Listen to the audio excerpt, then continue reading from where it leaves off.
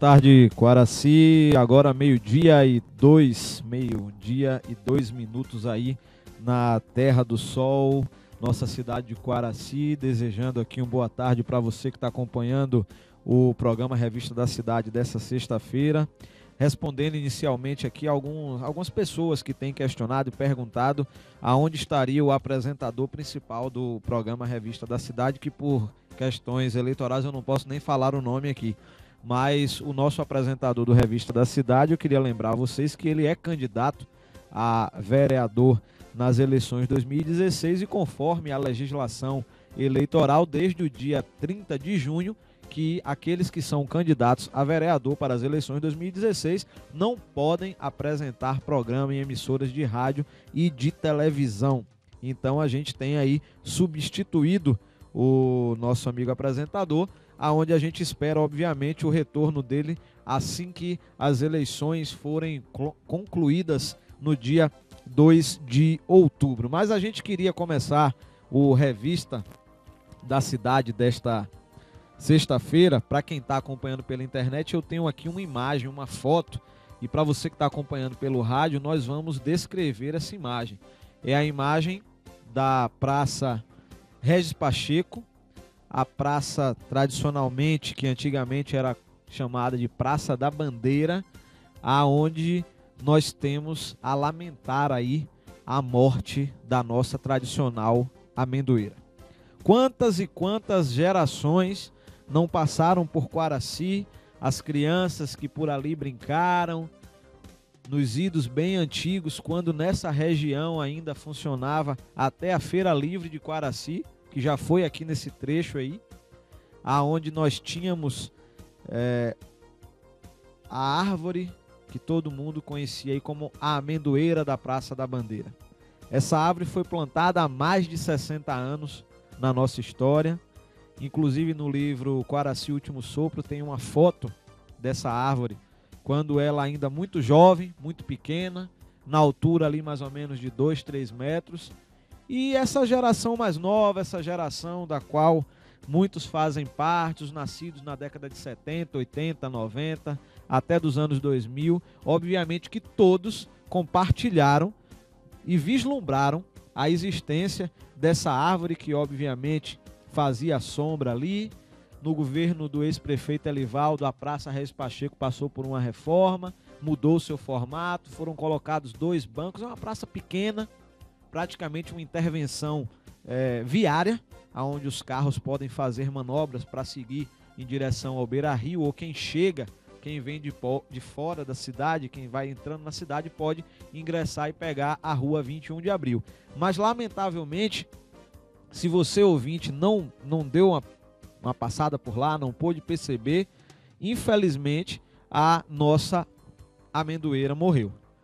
Ela está praticamente no seu velório, digamos assim. Não tem mais uma folha sequer, e a imagem que a gente tem é justamente de uma árvore que vai deixar saudades pra gente. Alguém pode questionar: mataram a amendoeira?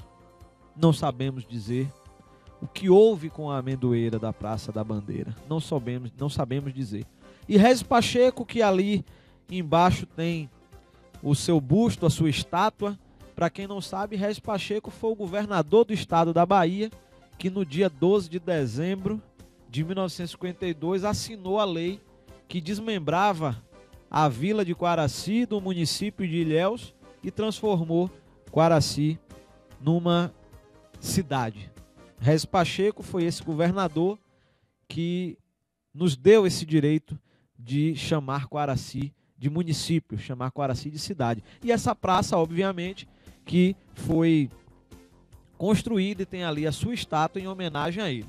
Mas, citando o que nós iremos agora, porque não adianta dizer que a árvore morreu e nada será feito. É preciso que se tome alguma atitude, é preciso que se faça algo, até mesmo porque se ela apodrecer ali e esses galhos caírem, dada a altura que a árvore tem, mais de 40 metros de altura, pode causar um grave acidente. Então, juntamente ao professor Valério Araújo, professor aí o nosso município. A gente tem discutido, mais algumas pessoas relacionadas, mandando um abraço também para a professora Angélica, que passa todos os dias por ali e também preocupada com essa questão da amendoeira, mas pensando na identidade social da praça e da população, pois a árvore era referência para os que chegavam ou moram no município. No Facebook aqui do professor Valério diz que é preciso mobilizar os munícipes para uma consulta popular, caso exista uma suposta substituição da árvore por outra nativa. E o Valério não pôde vir hoje ao programa, mas nós vamos trazê-lo no momento oportuno para que a gente possa estar discutindo aí uma substituição da amendoeira por alguma outra árvore nativa da nossa região e que a gente possa estar dando um novo rumo a esse jardim ali da Praça Regis Pacheco. A gente espera abrir disponibilidade no Facebook para as pessoas poderem dar suas opiniões. Várias pessoas, nós temos aqui 51 comentários nessa publicação feita pelo professor Valério, aonde, por exemplo, uma publicação aqui diz o seguinte, um comentário: lamentável, essa semana vi um vídeo onde o artesão fazia uma escultura em um tronco, seria uma ideia boa para ir também. É uma coisa que a gente pode estar pontuando. Outro dizia que era muito bonita. Outro parabeniza o nosso professor Valério aí pela atitude, porque a árvore agora já apresenta perigo à comunidade, como eu falei. Tem alguém que publicou um comentário aqui, tem todo tipo de comentário. Tem um aqui que comentou o comentário, publicou um comentário dizendo que a árvore morreu de desgosto do governo que aí está. Outro fala, vamos nos mobilizar. Aqui um diz que quem plantou a árvore foi a avó dele, Cremilda, isso é uma pena. Aí o Papito, no caso, que já não mora mais aqui com a gente em Quaraci. A outra pessoa aqui comenta que a escola São João Apóstolo, que adotou a praça, fez uma pintura ali, estaria tomando providência para buscar um posicionamento aí da prefeitura. Outro diz aqui que há suspeita de envenenamento, o que seria realmente lamentável e absurdo.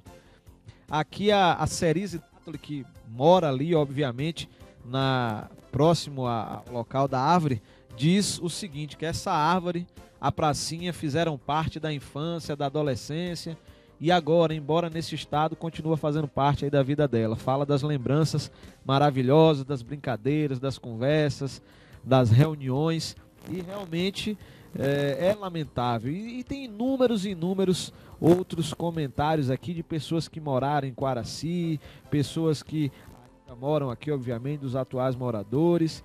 O secretário de Obras, o BEA, faz um comentário aqui dizendo que solicitou do Conselho Municipal de Meio Ambiente para providenciar uma análise para que a comunidade fique sabendo da causa dessa morte, por se tratar de um patrimônio natural e histórico da cidade. E aí tem vários outros comentários aqui. A professora Ieda diz que cresceu brincando aos pés da amendoeira, jogava gude, tiravam frutos com pedaços de pau. Era um marco da história de vida que muitos que moraram ali na rua Francisco Andrade. Nós temos o apoio aqui de vários e vários outros professores comentando.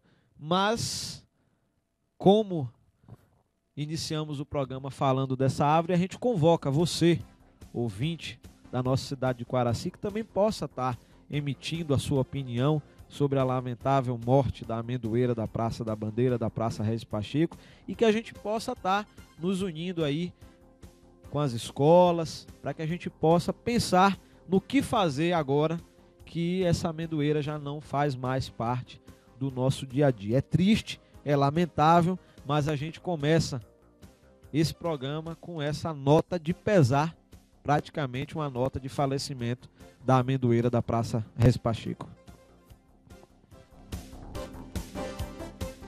Vamos mandar aqui um abraço para os moradores dos nossos bairros, da nossa cidade de Quaraci. Vamos começar lá pelo Maria Gabriela, Joia do Almada, José Reis ali, Feirinha, que é o Santo Antônio, pessoal aí do centro, que o pessoal acostumou de chamar de Centro 2, o lado do rio aí, o Centro 2, o Alto da Colina, Cemitério, Birimbau, Antônio Leal, o centro da cidade, pessoal no Bela Vista, Jardim Cajueiro, Barragem, nossos distritos também, Tamutinga, São Roque, povoado de Ruinha dos Três Braços e as nossas cidades vizinhas aí que podem estar acompanhando também pela internet. Nós temos Almadina ali, temos Cafundó, Itapitanga, Inema, muita gente de Inema visita Quaraci, Pimenteira, Bandeira, União, Sequeiro, Ruinha de São Cristóvão, em Itajuípe, mandando um abraço para todos aí numa semana que antecede aí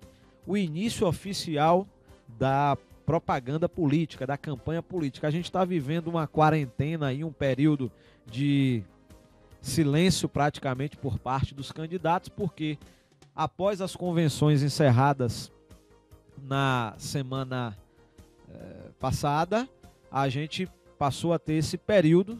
As convenções encerraram no dia 5 e até segunda-feira, que é o último dia para registro dos candidatos, nós temos esse período aí onde não se pode ainda fazer propaganda, não pode ter carro de som, não pode ter distribuição de panfletos, de adesivos, de santinhos, não pode essas coisas. Mas apesar dessa semana de intervalo, nós tivemos na terça-feira uma reunião com os candidatos a prefeito, com os presidentes de partidos no Fórum Desembargador Mário Albiani aqui em Quaraci, onde estava o promotor doutor Yuri, a juíza de direito, a juíza eleitoral do nosso município, a doutora Karina aí, e lá foram também o comando da Polícia Militar, a delegada de polícia do nosso município, e lá foram definidas algumas diretrizes para a eleição 2016, e na quarta-feira tivemos, nessa reunião estavam todos da zona eleitoral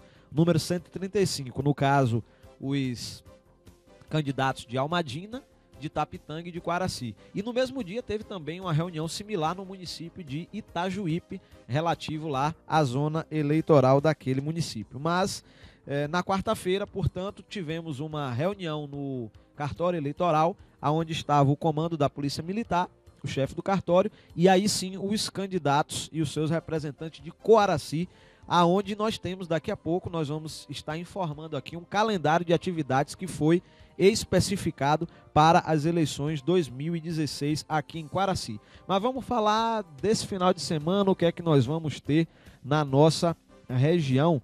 Nós temos aqui previsto para este domingo, dia 14 de agosto, que é dia dos pais, nós temos algumas movimentações na cidade e a gente recebeu alguns convites aqui, a gente vai estar passando para a comunidade. Se mais alguém tiver alguma informação sobre evento para o Dia dos Pais, pode estar ligando para a nossa redação aqui, que a gente no decorrer do programa vai estar informando. Mas a Petiscos e Caldos de Quaraci informa que no dia 14 de agosto, a partir do meio-dia, vai estar realizando aí um tradicional caruru como almoço do Dia dos Pais no Clube Social de Quaraci, com som ao vivo.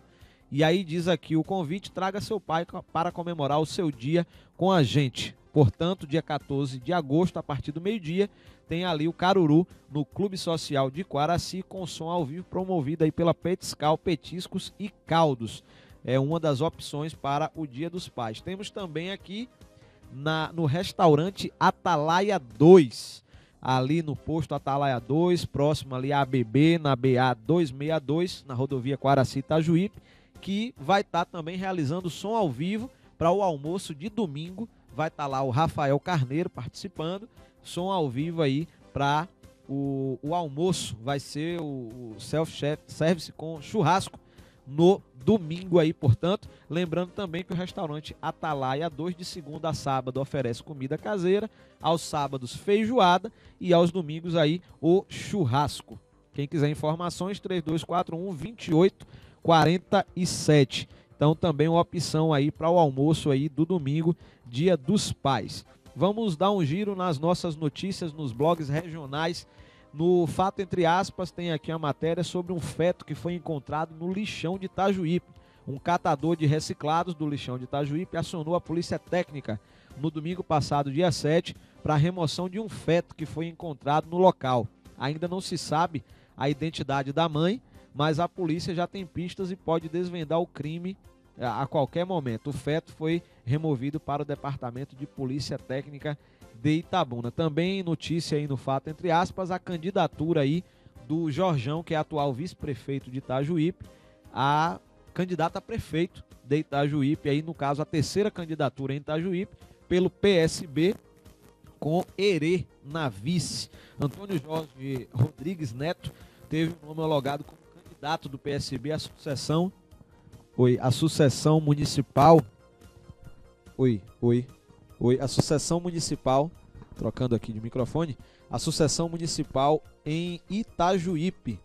A aprovação ocorreu na tarde da sexta-feira, dia 5, na sede do partido, durante uma convenção que mobilizou ali os filiados e militantes. A indicação do nome do Jorjão tem o aval e o apoio da Executiva Estadual da Agremiação. O vice-prefeito tem como companheiro de chapa o coordenador executivo da prefeitura, Erenilson Santos. Jorjão, desde setembro do ano passado, ele vem trabalhando aí na questão das finanças do município e resolveu aí sair como candidato. Diz o seguinte aqui: a nossa candidatura nasceu com o propósito de continuar um modelo de gestão que vem dando certo em Itajuípe, marcada pelo zelo com a coisa pública e baseada num projeto de gestão responsável. Palavras aí do Jorjão. Eu não sei se é bem assim não, mas tudo bem. Ele reconhece que ainda tem muito por fazer e disse que não iria se furtar do desafio de continuar trabalhando por um Itajuípe cada vez melhor. Palavras aí do Jorjão, candidato, portanto, a prefeito no município de Itajuípe. Com isso, são 3 os candidatos em Itajuípe: a Cidantas pelo Democratas, o Jorjão pelo PSB e o Marconi Amaral pelo PSD. O PSD, porque tem uma confusão quando a gente fala PSB e PSD, no caso PSD. Aí notícia do fato, entre aspas. Vamos agora no Políticos do Sul da Bahia. Tenho aqui a matéria que fala sobre Itapitanga, aonde decisão do Supremo Tribunal Federal deixa ex-prefeito Dernival livre para ser candidato. Em Itapitanga, o grupo do candidato a prefeito Dernival comemorou bastante a decisão aí do STF, que decidiu que só a Câmara de Vereadores pode tornar inelegível um prefeito que teve contas rejeitadas por um tribunal de contas. Dernival teve suas contas aprovadas pela Câmara, mas os seus opositores estavam explorando a lista de contas rejeitadas do TCM. Com a decisão do STF, Dernival ficou livre aí para ser candidato e tentar voltar ao comando da prefeitura. Aí uma matéria do blog Políticos do Sul da Bahia. Vamos agora a uma matéria do Pimenta, do blog Pimenta. Tremor de terra no extremo sul. Terremoto na Bahia, pelo amor de Deus. Um tremor de terra assustou os moradores de Itanhem, no extremo sul da Bahia. O tremor foi sentido na noite de quarta-feira, dia 10. O Observatório Sismológico do Instituto de Geociências da Universidade de Brasília registrou o tremor de magnitude 2,7. De acordo com moradores da cidade, o tremor foi sentido em uma região que fica ali próximo à cidade. Daqui a pouco nós vamos ter terremoto aqui em Quaraci também. Tá chegando, tá ali no extremo sul, o negócio pode estar complicado. No blog, no site Bahia Notícias da capital do estado, fala aqui em cenário irreversível para Dilma, com palavras aí de senadores baianos. Diz aqui o seguinte: a primeira presidente mulher do Brasil deve ser a segunda a sofrer impeachment.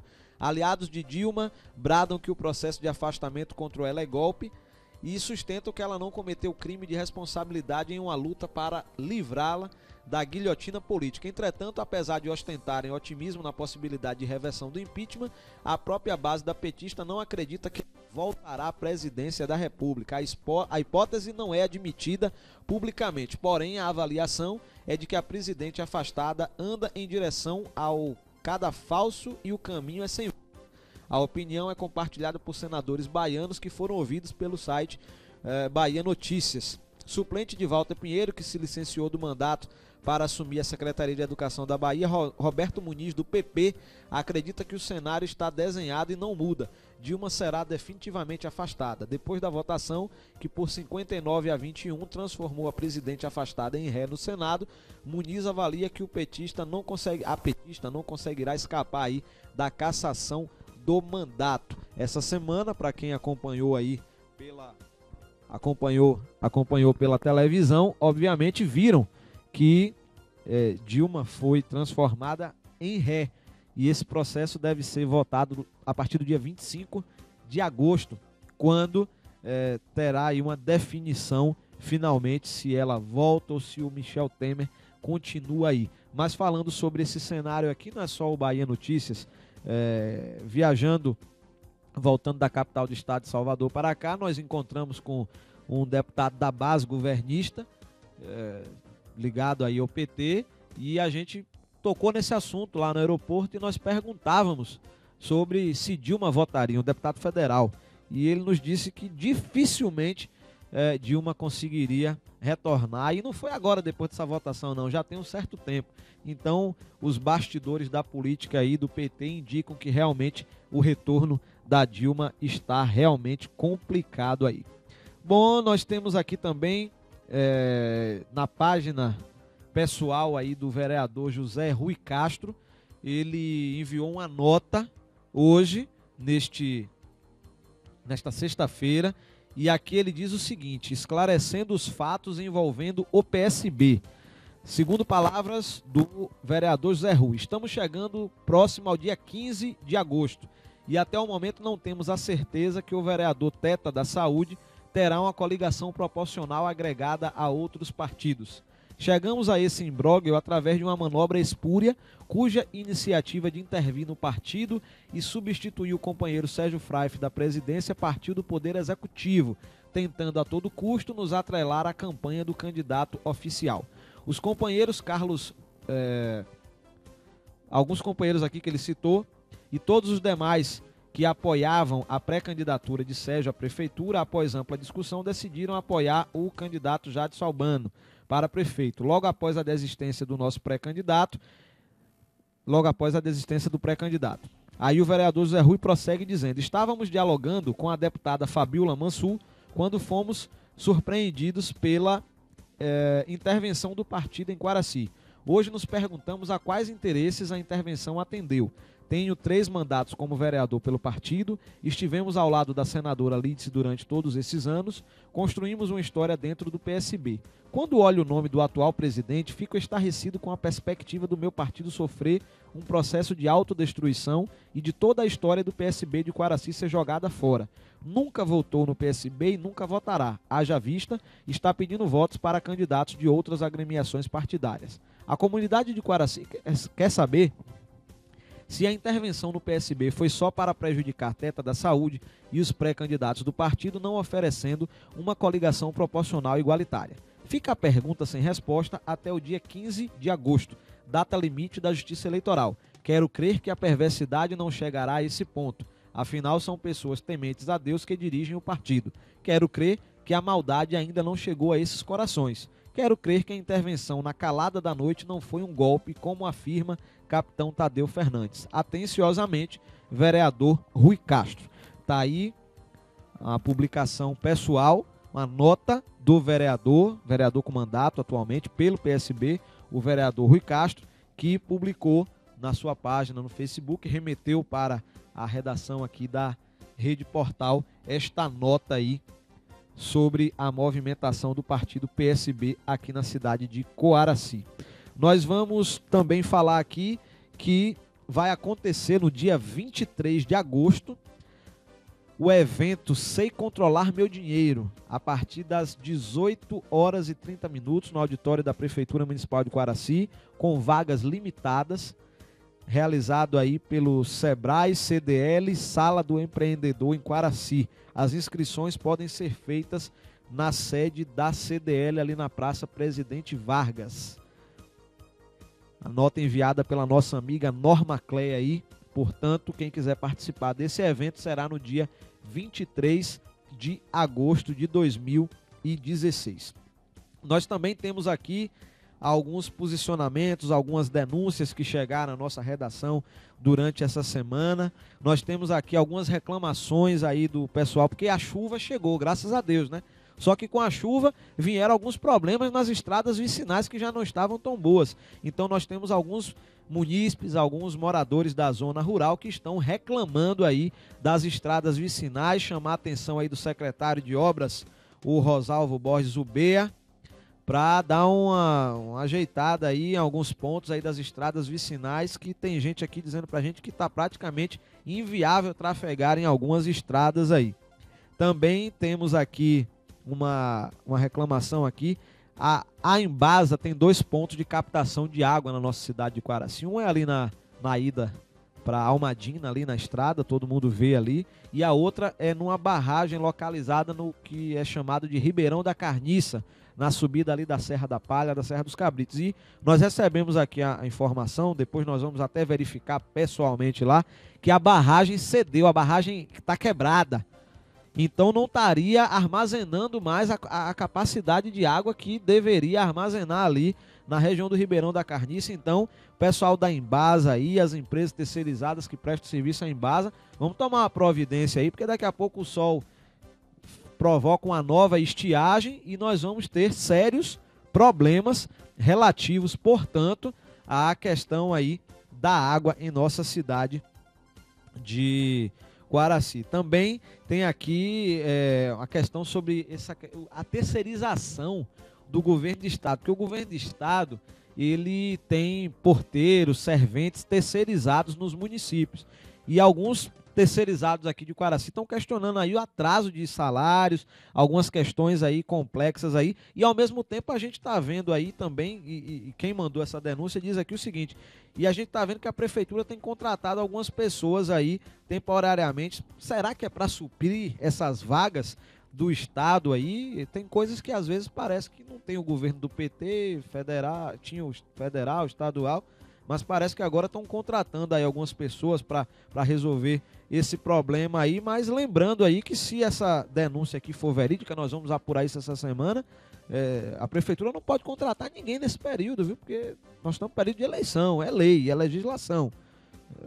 Também nós queremos convidar a todos aqui, lembrando que semana que vem, sexta-feira, dia 19, nós vamos estar recebendo aqui, para a primeira entrevista oficial, os candidatos Cadu Castro, Jadson Albano e Nino Torquato. Os 3 vão estar aqui no Revista da Cidade. Você prepara o seu radinho, quem acompanha pela internet aí, o aplicativo no celular, o YouTube, também a questão do...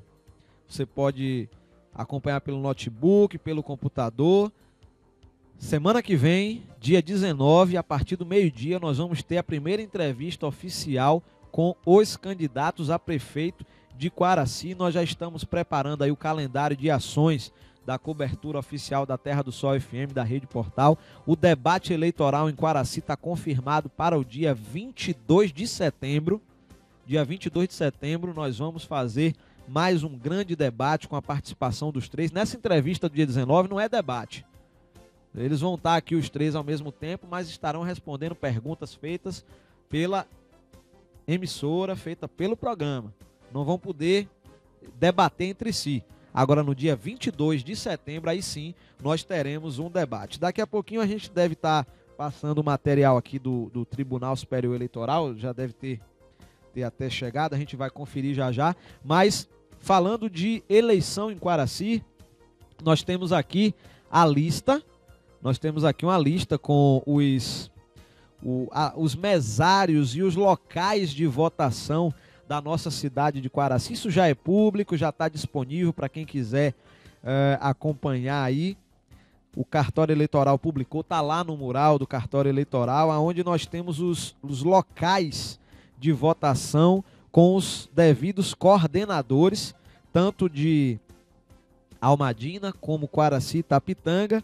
Para vocês terem ideia, vamos citar aqui os locais de votação da nossa cidade de Quaraci. Auditório do SEC, no SEC ali, obviamente, o próprio SEC, as dependências do colégio, Balcão de Justiça, Centro Educacional Jaime Pereira, acho que esse é em Tamutinga, né? Tamutinga, Centro Social Urbano, Clube Social, Colégio do Educandário Pestalozzi.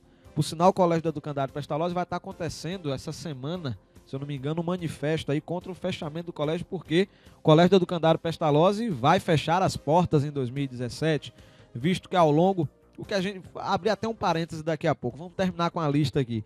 Tem local de votação no Almacazí, Colégio Estadual Almacazí Gali Galvão, Colégio Paulo Américo, Escola da Maçonaria, Escola Inês Soares Brandão, Escola Infantil Nair Gomes, Escola Monteiro Lobato, Escola Nossa Senhora de Lourdes, anexo ao SEC, Escola Ricardo José dos Santos, Escola Sagrada Família, Ginásio de Quaraci, que seria o Colégio Municipal de Quaraci, Grupo Escolar Inajá Dória, no São Roque, Grupo Escolar Jorge Viana, Grupo Escolar Valdomiro Rebelo, Igreja Católica, Prédio Escolar Jário Góes, Prédio Escolar João Mendes da Costa, Prédio Escolar Regis Pacheco, se eu não me engano, na Ruína dos Três Braços, e Salão da Igreja Batista. Portanto, esses serão os locais de votação do nosso município de Coaraci.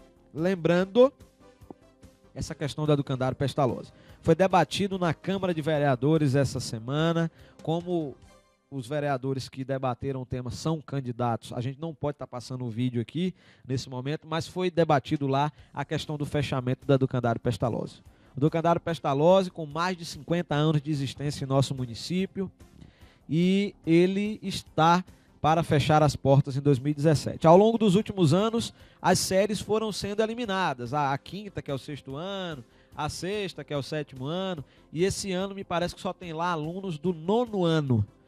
Então, quando encerrar essa turma, no próximo ano, simplesmente, não haverá turmas para funcionamento. O Educandário Pestalozzi, um colégio conveniado entre a Fundação Educadora Quaraciense, aí, que faz parte da Primeira Igreja Batista, um projeto iniciado pelo pastor Gessé, colégio que começou como colégio particular, ligado à Igreja Batista, depois tornou-se um colégio público, mantido numa parceria com o governo do estado, e ao longo do tempo o colégio foi se perdendo. Segundo as informações que a gente tem, o município teria reivindicado essa questão do ensino fundamental para si.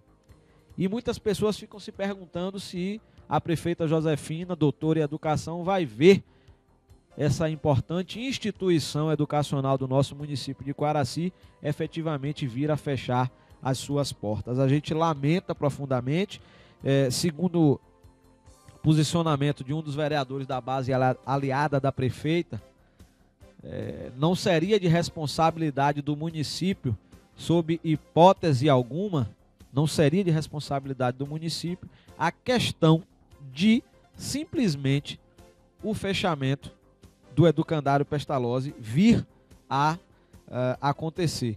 Não é de responsabilidade do município, obviamente, mas a gente sabe que a prefeita Josefina foi eleita pelo mesmo PT do governador Rui Costa, e eu acho que ela poderia, nesse momento, buscar o governo do estado e buscar uma alternativa, de repente algum curso profissionalizante, alguma coisa que possa estar mantendo o funcionamento aí do colégio do Educandário Pestalozzi. É triste e lamentável, vamos aguardar os acontecimentos, mas a gente apoia, obviamente, o movimento aí dos alunos que estão fazendo uma mobilização popular na nossa cidade contra o fechamento do Educandário Pestalozzi. Várias pessoas, várias gerações passaram ali pela Educandário Pestalozzi, inclusive eu também estudei lá, acho que o apresentador oficial também estudou lá no Educandário Pestalozzi, já vi ele falando aqui, o apresentador do programa. Então, inúmeras e inúmeras pessoas, inúmeras gerações passaram pelo colégio do Educandário Pestalozzi. Mas, falando ainda de Igreja Batista, nós tivemos no sábado passado uma belíssima apresentação aí do coral Emanuel, no domingo, uma belíssima apresentação do coral Emanuel, que esteve ali se apresentando. A gente tem aqui até algumas imagens, porque foi transmitido ao vivo pela Rede Portal. Nós vamos preparar aqui um trechinho para que vocês possam acompanhar efetivamente como foi esse momento lá na Igreja Batista, um momento bastante interessante. Não sei se a gente já tem o som aí. Temos?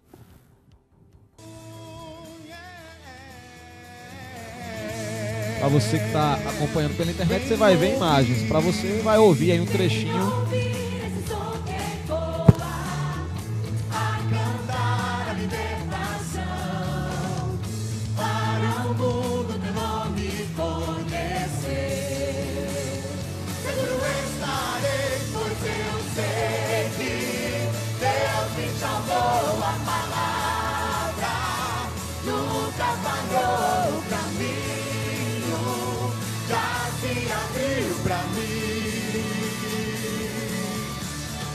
com salvação.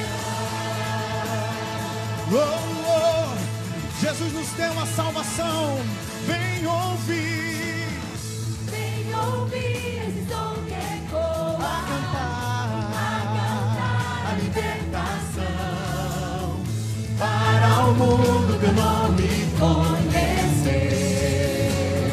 Seguro estarei, pois eu sei que Deus me salvou. A palavra nunca falhou. O caminho já se abriu pra mim.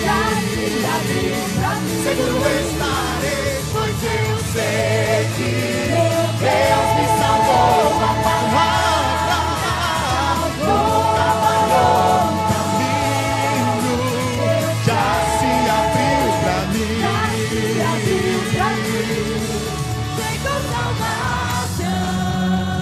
Chegou salvação. Meu Deus, um caminho abriu. Sim, eu sei. Chegou salvação. Ele vive em mim. Chegou salvação, eu sei. Morreu por mim. Chegou salvação.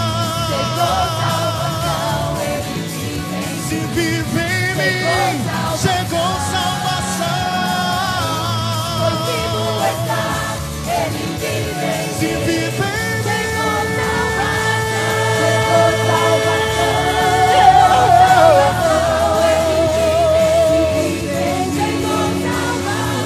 chegou salvação.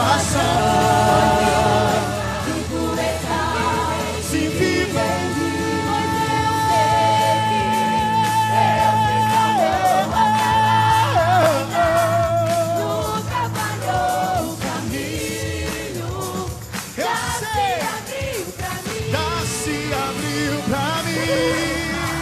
pois eu sei que Deus me salvou. Aí, portanto, vocês vendo imagens aí do Coral Emanuel, belíssima apresentação na Primeira Igreja Batista em Quaraci, foi no domingo passado. Quem quiser ver na íntegra, pode ver no nosso canal no YouTube lá, só procurar Rede Portal, vai aparecer a nossa logomarca e aí você vai poder ver. Também a Primeira Igreja Batista acontece neste domingo, dia 14 de agosto, às 19h30. O Ministério de Teatro Adorarte apresenta Quem é o Culpado, texto original de Jeová Nice, adaptação de Nilde Andrade.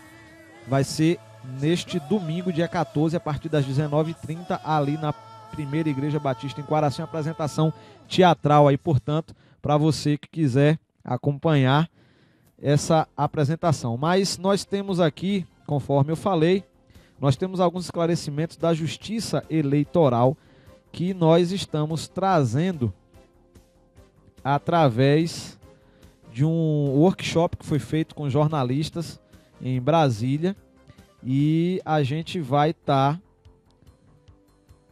passando aqui agora para vocês alguns trechos dessa entrevista coletiva que foi realizada, uma entrevista com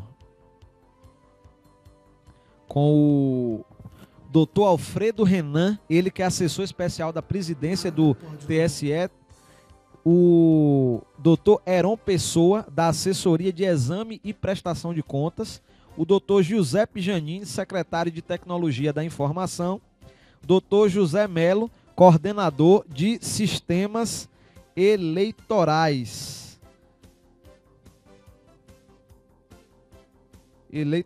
aí. Nós vamos tá passando alguns trechos. Nós temos aqui algumas perguntas. Algumas perguntas que foram realizadas aí nessa coletiva de imprensa, e a gente vai estar passando para vocês aqui agora. Por exemplo, uma das perguntas: quais os mecanismos para verificar a situação de possíveis fraudes onde pessoas físicas poderiam estar doando como uma pessoa jurídica por trás? Nessa eleição não existe mais a doação de campanha de pessoa jurídica para um candidato. É uma eleição diferenciada. E essa semana foi explicado isso. Vamos ver aí a resposta. Basicamente em dois eixos fortes para evitar a identificação de irregularidades. A primeira é na transparência do processo eleitoral. A Lei 13.165 criou um novo mecanismo que exige que candidatos e partidos políticos, durante o curso da campanha, apresentem suas contas a cada 72 horas à Justiça Eleitoral. Ou seja, durante a campanha, qualquer interessado, a sociedade organizada, órgãos de fiscalização, poderão verificar os saldos de receita e despesas declarados por candidatos e partidos políticos. Isso vai permitir, inicialmente, você comparar se a campanha efetiva na rua ela tem paralelo com os recursos de receita e despesa declarados. Esse é o primeiro eixo. O segundo é no compartilhamento de informações com outros órgãos do Estado. Então, na medida em que essas contas forem chegando ao TSE, o tribunal estará compartilhando esses dados com outros órgãos de fiscalização do Estado, como o Tribunal de Contas da União, COAF, Receita Federal e Ministério Público Federal. O importante destacar é que, pela primeira vez, nós estaremos atuando desde o início da campanha e não mais atuando na fiscalização após a entrega da prestação de contas, que ocorria 30 dias após a eleição. Então, basicamente, respondendo a sua pergunta de forma objetiva, são dois eixos. O primeiro, transparência, e outro, intercâmbio de dados com outros órgãos de fiscalização do Estado. Aí vem o seguinte, na prática, o que é que realmente mudou em relação à parte de financiamento nessa eleição?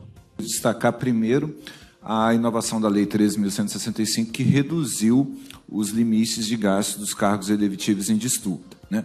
Então, é até uma boa oportunidade para se esclarecer um ponto, que o tribunal divulgou os limites de campanha, mas baseados nos critérios que foram estabelecidos pela lei. Ou seja, os limites de gasto de campanha não foram fixados pelo tribunal. O tribunal apenas apurou com base nos critérios fixados pela lei.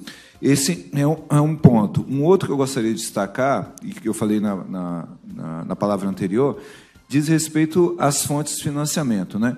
Então, se você, até 2014, você tinha uma grande fonte de financiamento, que seriam as doações de pessoas jurídicas, que correspondiam a 3/4 do financiamento, eu acho que o maior desafio será fazer uma campanha, num período de campanha que será reduzido, mas ainda assim com uma fonte de financiamento muito baixa, né? Porque está restrita a doação de pessoa física e recursos do fundo partidário.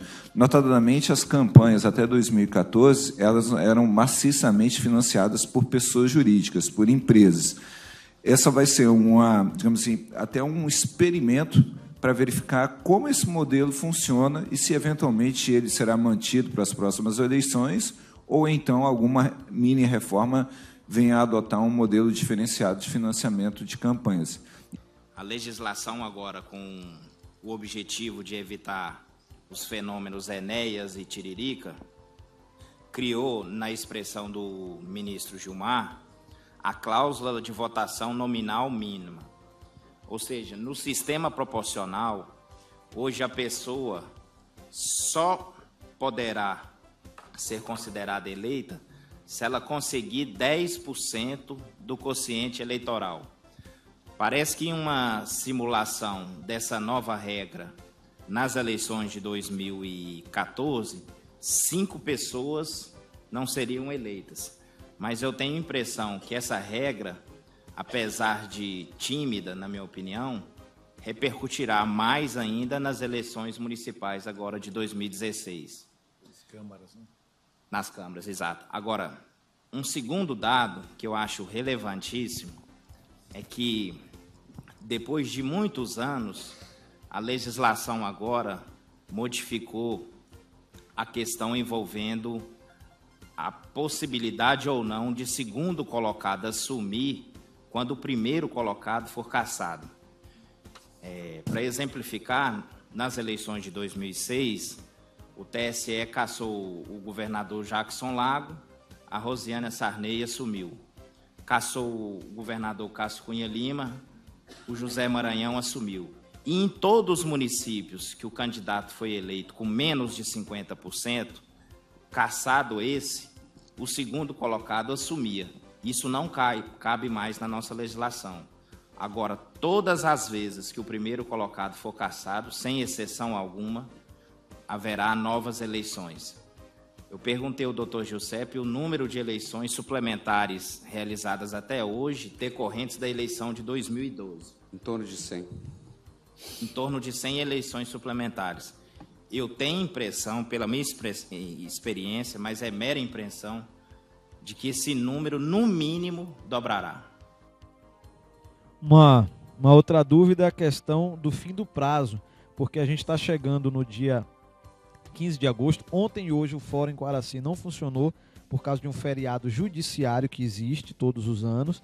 Então, no dia 15, segunda-feira, é o último dia para o prazo. No caso de Quaraci, só apresentou registro de candidatura o grupo, a coligação do candidato Jadson Albano. Então, o candidato Nino e o candidato Cadu ainda não tinham apresentado até o final de quarta-feira os seus registros. Como é que fica essa questão das candidaturas e o que isso pode implicar? Porque último dia, vários candidatos no Brasil. Será que o sistema aguenta? Vamos ver os assessores do TSE respondendo. Já estamos acostumados, faz parte do nosso trabalho, estarmos capacitados para receber a grande maioria dos candidatos no último dia. Agora, quanto ao total de candidatos até o momento, eu posso dizer que está em torno de 10 mil e gostaria de convidá-los a acessar a página do TSE, onde o sistema de divulgação de candidatos já tem essa informação. E também utilizar a lojinha do celular aqui para baixar o software mobile de candidaturas, que também está liberado, onde os senhores poderão, já a partir de agora, acompanhar todo o processo de registro de candidaturas. Outra questão sobre as novas tecnologias, principalmente agora com o uso do celular, tem vários aplicativos, se eu não me engano são 11 aplicativos e os assessores do TSE comentam essa questão dos aplicativos. Informar a vocês que nessa eleição, como novidade, nós teremos 11 soluções na plataforma mobile. 11 aplicativos na plataforma mobile. Considerando o sucesso que nós obtivemos na última eleição, que foi a solução Apuração, que na época tinha o nome Apuração, que nada mais é do que a divulgação dos resultados em tempo real. Nas eleições de 2014, esse aplicativo ficou em primeiro lugar na Apple Store. Baseado nesse alinhamento, digamos assim, da solução apresentada, da demanda da sociedade, nós, nessa eleição, teremos um portfólio, ou uma lista, um catálogo de 11 soluções. Essas soluções são as seguintes: a Agenda JE, que já está, inclusive, nas lojas, na Apple Store e na Google Play, que é um aplicativo que permite a consulta do calendário eleitoral. Ou seja, todos os eventos de eleição estão disponíveis nesse aplicativo. Inclusive, no próprio aplicativo, nós temos um calendário específico, que é o calendário da transparência. O outro aplicativo é o Candidaturas, que o José Cruz aqui está fazendo aqui uma apresentação, inclusive está concorrendo com a minha fala aqui, todo mundo está olhando lá para a tela, né, Zé? E o Candidaturas, né, que é esse aplicativo que está na nossa página e também na plataforma mobile. O outro aplicativo é o Agregador, que é nada menos que uma pasta onde nós vamos colocar todos os aplicativos da Justiça Eleitoral e ali também vamos ter outras informações como notícias, etc. O JE Processos, que é um aplicativo que permite o acompanhamento do trâmite de todos os processos no âmbito da Justiça Eleitoral. O Mesários, que é um aplicativo que foi desenvolvido para os mesários, onde nós, conforme eu falei o número aqui, são quase 2,5 milhões de mesários, e nós temos que ter uma interação forte com essas pessoas, e esse aplicativo viabiliza informações básicas para que o mesário faça a sua atuação de acordo com dentro dos padrões esperados. O aplicativo Pardal, que esse é um aplicativo bastante interessante, que ele registra, é uma forma de você registrar evidências de irregularidades de propaganda. Então, por exemplo, eu estou diante de um outdoor, eu sei que a lei veda a prática de outdoor, com o meu smartphone eu posso registrar aquela evidência por meio de uma foto, vídeo ou até gravação de áudio, registro aquela evidência e ele automaticamente busca as informações de georreferenciamento e envia para a autoridade eleitoral de uma forma bastante simples e eficiente de denunciar as irregularidades de campanha, ou seja, inclui o eleitor como um fiscal, efetivamente, do processo eleitoral. Esse aplicativo, a previsão é que nós tenhamos aí por volta do dia 18, né, no meio do mês, um pouco mais, já nas lojas para utilização. Outro aplicativo é o Onde Votar, que também é um aplicativo na plataforma mobile, onde você insere o seu título de eleitor, seus dados personalísticos, ele vai dizer o local onde você vota, ainda com um mapinha para que você possa chegar até lá. O Boletim na Mão. O Boletim na Mão é um aplicativo também bastante interessante, que quando a urna é encerrada, o primeiro passo que ela faz é imprimir o resultado. Ela imprime em papel, inclusive esse é um processo extremamente estratégico, porque nesse momento que a urna é encerrada, ela imprime o resultado. E esse resultado é uma ação simples, mas de uma estratégia muito grande, porque significa que no momento que você encerra a votação, o resultado já se torna de conhecimento público. E isso acontece nas 460 mil sessões eleitorais. Ou seja, encerrou a votação, o resultado já é de conhecimento público. Tudo aquilo que acontece daí para frente é totalmente auditável e verificável, a transmissão, a totalização, etc. Então, esse aplicativo ele vai se utilizar de um código bidimensional que nós vamos imprimir nesse boletim impresso, que fica fixado no local de votação, onde o eleitor, pelo seu smartphone, pode registrar o resultado daquela sessão e verificar ele mesmo se aquele resultado que saiu na sessão é o mesmo que foi totalizado pela Justiça Eleitoral. Inclui o eleitor como um fiscalizador, um auditor, acompanhando o processo eleitoral de uma forma bastante simples e eficiente. A divulgação dos resultados, conforme eu falei, permite o eleitor fazer o acompanhamento dos resultados de eleição em tempo real, à medida em que está se processando, está acompanhando em tempo real os resultados da eleição em todo o Brasil. E mais 2 outros aplicativos que são de uso interno da Justiça Eleitoral.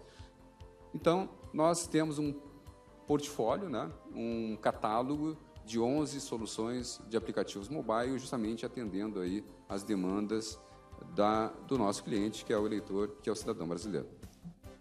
Aí outra questão levantada é o seguinte, sobre esse aplicativo Pardal, que vocês viram ele falando aí, que o eleitor vai poder registrar qualquer irregularidade. Como é que fica o funcionamento dele? Vai servir para punir um candidato, por exemplo? Bom, esse é um mecanismo para se registrar a evidência de uma forma, digamos, irrefutável, porque ele registra a evidência, armazena dados importantes, como georreferenciamento, e encaminha essa informação para a autoridade eleitoral analisar, e aí sim tem todo um trâmite, tanto a autoridade eleitoral como também o Ministério Público Eleitoral. Então, ele é um mecanismo de captura de evidências de uma forma bastante estruturada, colocando elementos ali de precisão daquela informação. O trâmite, ele acontece posteriormente. Agora, o denunciante, digamos assim, ele pode acompanhar, inclusive, também pelo mecanismo, pela própria página do Tribunal Regional, o andamento desse registro, dessa evidência. Aí vem a seguinte questão. Digamos que um candidato adversário, alguém seja adversário e coloca algo contra o outro candidato e vai lá e faz um registro com esse aplicativo Pardal, e aí é perguntado se tem como a justiça checar se realmente aquele fato é verdadeiro. Justamente a aplicação ela tem a intenção de criar mecanismos de precisão daquela evidência. Porque, da forma convencional, há muito espaço para isso, justamente. O aplicativo já restringe. Por exemplo, se tira uma foto, ele vai criar o georreferenciamento, vai possibilitar que a autoridade eleitoral ou o Ministério Público vá fazer a confirmação dessa evidência, né? Faça uma diligência, por exemplo, baseada naquela informação. Então, eu creio que ele não vai eliminar que essas coisas aconteçam, mas restringe muito e dá elementos para que a autoridade possa fazer uma análise com maior precisão.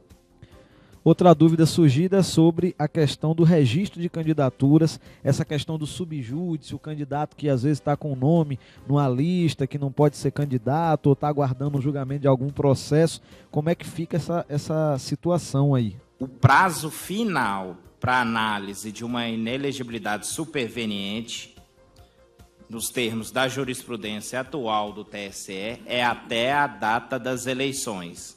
Data das eleições, diga-se, dia da votação. Tá aí, portanto, Agora, também a substituição. justamente, Também a substituição dos efetivos candidatos, caso aconteça algo nesse sentido. no sábado, véspera da eleição, agora a lei fixa o prazo. Então, se não respeitar esse prazo de substituição, a chapa cai. Se chegar essa hipótese de pedir o registro de candidatura, o registro é indeferido, mas ele concorre sub judice, ganha. Ele não poderá ser diplomado. E se ele não reverter essa situação, como eu respondi anteriormente, novas eleições. Eu separei alguns pontos aqui que eu tenho impressão que chegarão ao TSE por meio de processos judiciais. A primeira questão é envolvendo a filiação partidária. A regra anterior falava em 1 ano antes da eleição, agora fala em 6 meses. Ocorre, Heraldo, que a Lei 9.096 diz que o estatuto do partido pode disciplinar um prazo maior. Então, vamos ao exemplo. O Alfredo pede o registro de candidatura com base em 6 meses no partido B. Só que o estatuto desse partido diz que a filiação tem que ser de 1 ano. E mais, a Lei 9.096 fala que esse prazo de 1 ano não pode ser alterado no ano da eleição. Então, se algum partido percebeu isso e está mudando o estatuto, ou já mudou, não tem serventia. Então, no exemplo proposto, o cidadão não preenche uma condição de elegibilidade, que é a filiação no prazo previsto no estatuto. O segundo ponto, importantíssimo, é a questão envolvendo a publicidade institucional, da administração direta e indireta. A regra anterior, desde a promulgação da Lei 9.504, era no sentido de que o prefeito poderia gastar no primeiro semestre do ano eleitoral, esse ano, a média que ele gastou anualmente nos 3 anos anteriores. A lei, prestigiando um precedente do ministro Gilmar Mendes, modificou essa regra. Agora é a média semestral dos primeiros semestres dos 3 anos anteriores. Então, se um prefeito gastou no primeiro semestre 300 mil, no outro 400 mil e no outro 300 mil, a média ele gastou 1 milhão, a média é 500 mil. Se esse ano ele gastou 700 mil com publicidade institucional, possivelmente ele responderá por uma conduta vedada da Lei 9.504. E são pouquíssimos os gestores que conhecem essa modificação, sem falar que os gastos são pretéritos, há 3 anos atrás. A segunda questão envolve os debates, que a lei agora fixou, que é obrigatório a participação de candidato de partido que tenha mais de 9 representantes na Câmara. E a resolução do TSE fixou uma segunda regra no sentido de que a maioria dos participantes não podem deliberar de forma a excluir candidato que preencha essa primeira regra, ou seja, mais de 9 deputados. E a última, por fim, é a questão da dupla filiação, que, sem dúvida, está entre os 5 maiores números de processo na eleição municipal, que a regra anterior está afiliado no A e B, cancela as duas. A legislação agora, para evitar, inclusive, manipulações, Heraldo, que era comum alguém colocar o nome da pessoa na lista para inviabilizá-lo politicamente, fixou que agora prevalece a filiação mais recente. Então, essas são as minhas últimas considerações. Tá aí, portanto, vocês ouviram aí os assessores especiais da presidência do Tribunal Superior Eleitoral aí falando sobre algumas dúvidas sobre as eleições 2016. São 13 horas e 1 minuto para a gente encerrar o programa. Chegou aqui uma reclamação dos moradores da rua Elias Leal e da rua 15 de novembro, reclamando aí da falta de energia nestas duas ruas há 2 semanas. Já foram na prefeitura, mas a prefeitura informou que o problema é da Coelba. Aí a reclamante diz aqui, um fica jogando para o outro e não resolve o problema. Tá aí uma reclamação feita aí por uma moradora aí da rua Elias Leal, ali, cruzamento com a rua 15 de novembro. Vamos ver aí se alguém toma uma providência para que o pessoal não fique no escuro. E lembrando que nessa semana foi efetuado o sorteio das preferências para a realização de eventos políticos em Quaraci. E como a gente já começa a campanha no dia 16, está previsto o seguinte, a preferência principal naquele dia é para que o candidato que foi sorteado em comum acordo, ele possa realizar comício com carreata, com passeata, um evento completo. E no caso, os outros candidatos podem realizar comícios apenas. Então, pela regra de sorteio realizada aqui em Quaraci, no dia 16 de agosto, terça-feira, a preferência é do candidato Jadson. No dia 17, quarta-feira, a preferência é do candidato Nino Torquato. No dia 18, quinta-feira, a preferência é do candidato Cadu Castro. No dia 19, na sexta-feira, a preferência é do candidato Jadson Albano. No dia 20, no sábado, a preferência é do candidato Nino Torquato. E no dia 21, domingo, a preferência é do candidato Cadu. A gente encerra o programa convidando a todos para sexta-feira, dia 19, acompanhar aqui, ao vivo, a primeira entrevista oficial dos 3 candidatos a prefeito de Quaraci. A gente vai se despedindo de você, desejando uma boa tarde. Se Deus nos permitir, a gente volta sexta-feira que vem.